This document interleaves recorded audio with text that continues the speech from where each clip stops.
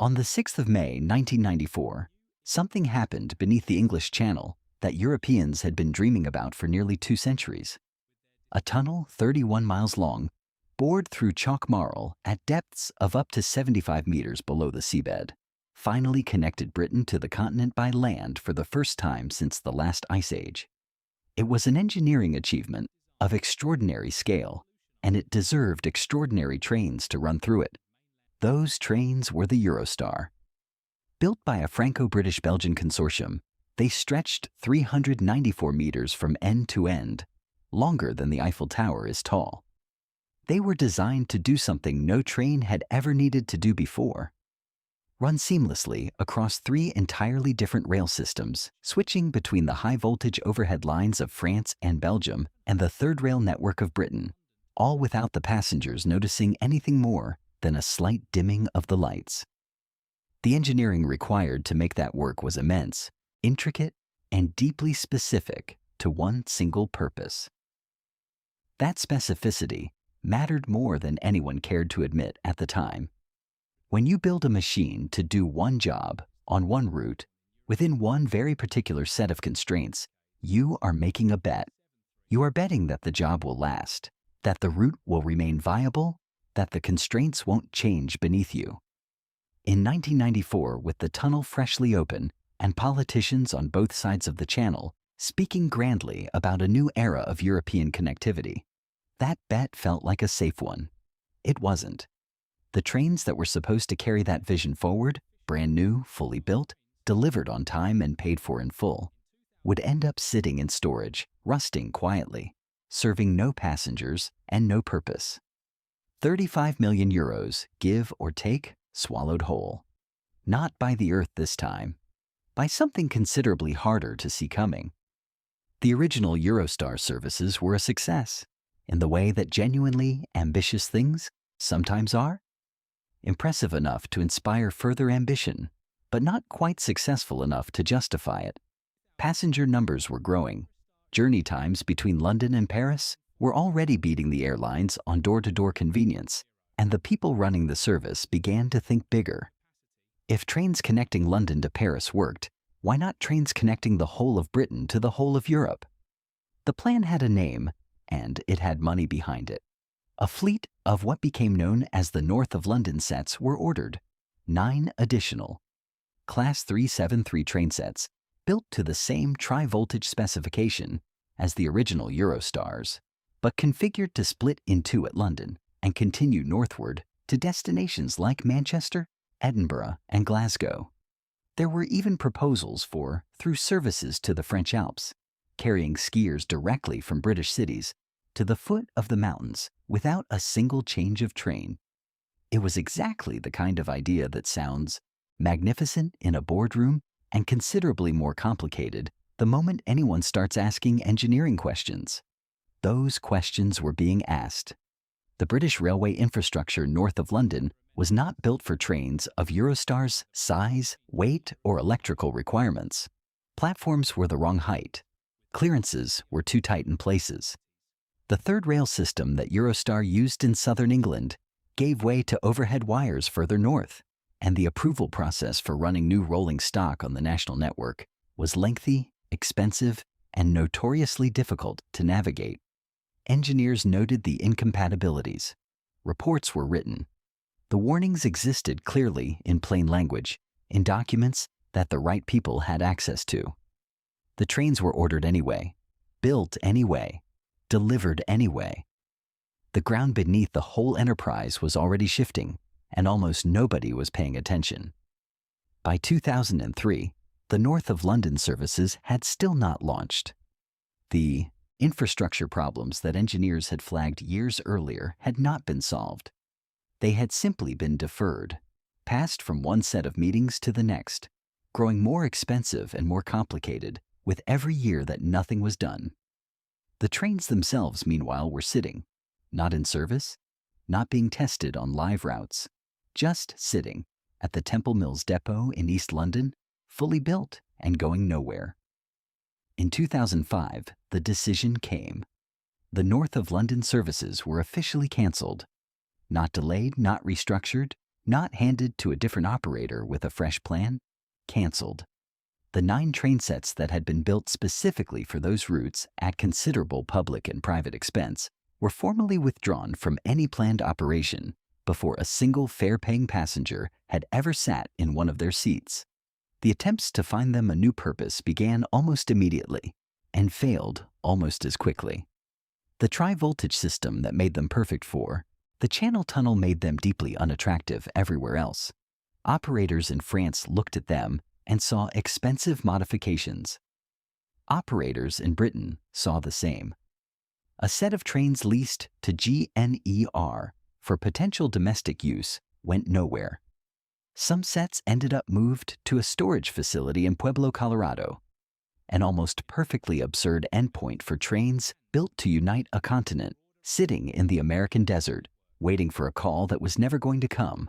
The figure attached to all of this, when the full costs of purchase, storage, and maintenance were tallied, sat at around 35 million euros. That number covered a lot of things. What it did not cover was a single passenger journey. The crane had been set up. The chains were ready. It felt briefly like something might still be salvaged.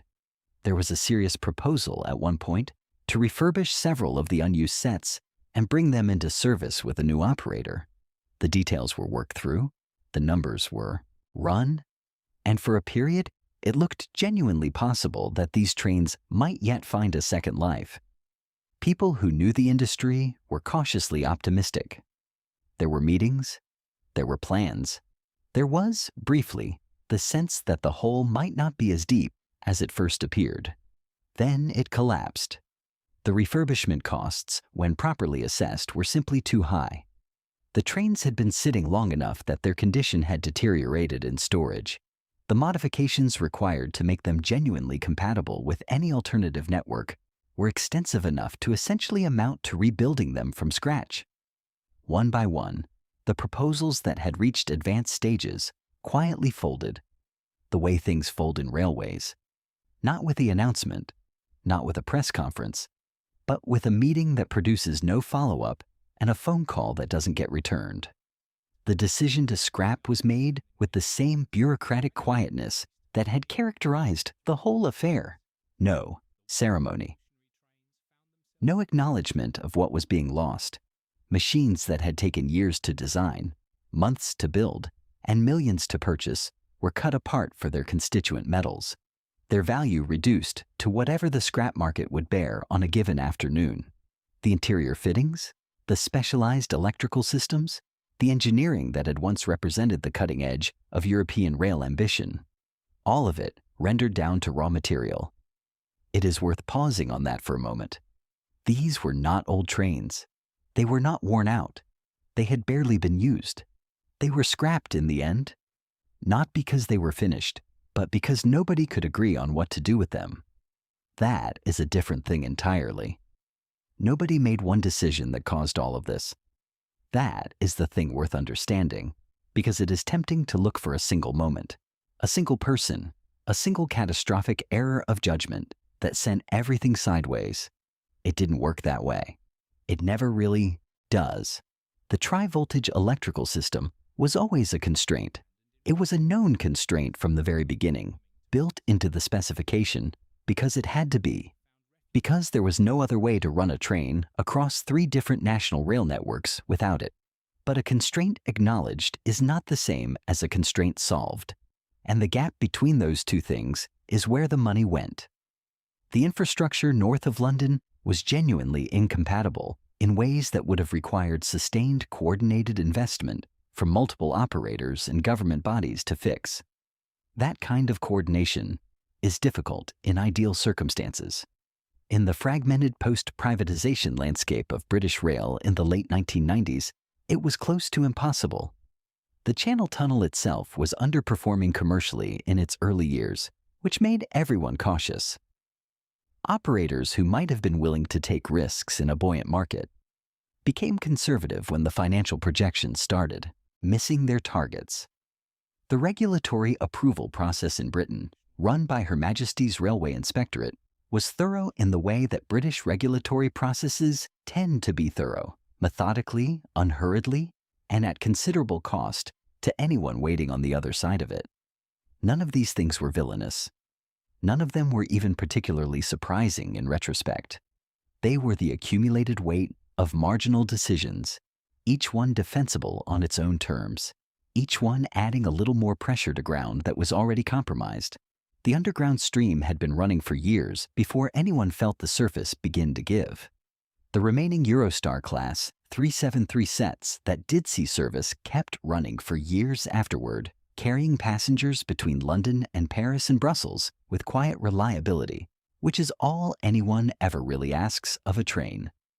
The last of them were withdrawn from service in 2023, replaced by newer Velaro E320 sets that are faster, more efficient, and designed without the particular constraints that doomed their predecessors.